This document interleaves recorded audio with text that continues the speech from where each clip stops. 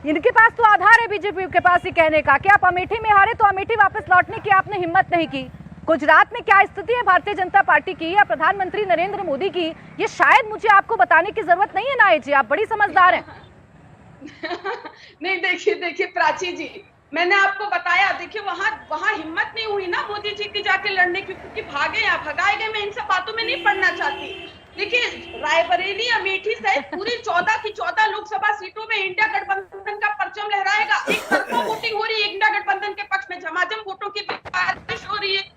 मैं तो ये कह रही हूँ कि जो उत्तर प्रदेश में आप देखिए, हालांकि वोट परसेंटेज गिरना अच्छी बात नहीं है, लेकिन जिस प्रकार से वोट परसेंटेज फेज वाइज गिरता चला जा रहा है, वो स्पष्ट दिखा रहा है कि जनमानस भाजपा से आक्रोशित है, सत्ता दल से आक्रोशित है। लेकिन फिर भी ये तर्क थोड़ा समझ में नहीं आता है। आप कॉन्फिडेंस हो सकती हैं, कॉन्फिडेंट हो सकती हैं, लेकिन पीएम मोदी को गुजरात में किस बात का डर है, ये कम से कम आंकड़े तो मुझे नहीं बता रहे। आपके पास कोई आंकड़ा हो नाइक जी? बड़े पुख्ता तरीके से आप कह रही हैं, मुस्कुराहट लाते हुए कह रही हैं चेहरे पर, तो मुझे प्लीज बताइएगा।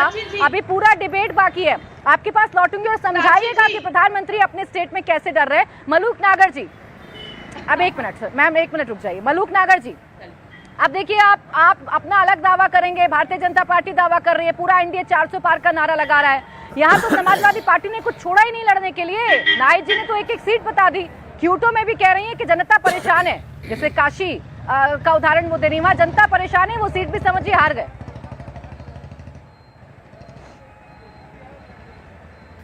नाहिद जी हमारी बहन है, उनकी तो बात बाद में करेंगे, पहले अंशु साहब की बात कर लें। इस देश में नेहरू जी के सामने से ही किसानों की लड़ाई चौधरी चरण सिंह जी ने की, लड़ाई लड़ी किसानों के हित में, देश के हित में। और जब वो पार्लियामेंट में बोलते थे हमेशा तलखी दिखती थी। तो किसानों के लिए जिस आदमी को देवता कहते हैं, मसीहा कहते हैं, इन्होंने, कांग्रेस ने सपोर्ट करके प्रधानमंत्री बनवाया, 40 दिन में उतार दिया, तो क्यों उतारा? दूसरा, उनको भारत रत्न लगातार 40 साल से मांग होती आ रही है, क्यों नहीं दिया? इस सरकार ने उनको भारत रत्न दिया। अच्छा, पिछड़ों का जो करीब 56-60% लोग हैं इस देश में, चौधरी चरण सिंह जी ने हमेशा उनकी लड़ाई लड़ी, राजेश पायलट जी ने हमेशा उनकी लड़ाई लड़ी। राजेश पायलट सीडब्ल्यूसी होते हुए, सीईसी का मेंबर होते हुए, कभी कैबिनेट मिनिस्टर नहीं बनाया पिछड़ों में से। जो मैं आंकड़े आते हैं प्राची जी मेरे सामने में, डीओपीटी एंड लॉ जस्टिस, प्रधानमंत्री मिनिस्टर होते हैं, उसके जो आंकड़े आते हैं, तो कांग्रेस कार्यकाल में 55-60 साल में हमेशा सीट खाली पड़ी रहती थी पिछलों की। आज कम से कम वो भरी हैं, पर अभी भी गुंजाइश है, अभी भी बहुत सारी सीटें खाली हैं। तो क्या कांग्रेस के लोग 56% से सीधा टकराव लेते हैं?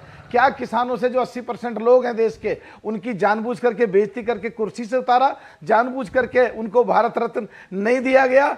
तो मैं इन सब चीज़ों को, जनता देख रही है, इसलिए किसकी ज़्यादा आएंगी किसकी ज़्यादा नहीं आएंगी, जनता सब समझदार है प्राची जी। इसलिए मैं कोई आंकड़े या कोई नंबर आपके सामने ऐसा कोई नहीं कह रहा जो बगैर लॉजिक के टेलीविजन पर आके बोल के अपनी अपनी पार्टियों की बजाय वोट बढ़ाने के, और ये बैठ करके जब सारे हम साथी आपस में बोलते हैं अपनी अपनी पार्टी की वोट और घटा देते हैं बढ़ाने के बजाय, बस मैं तो यही कह रहा हूँ।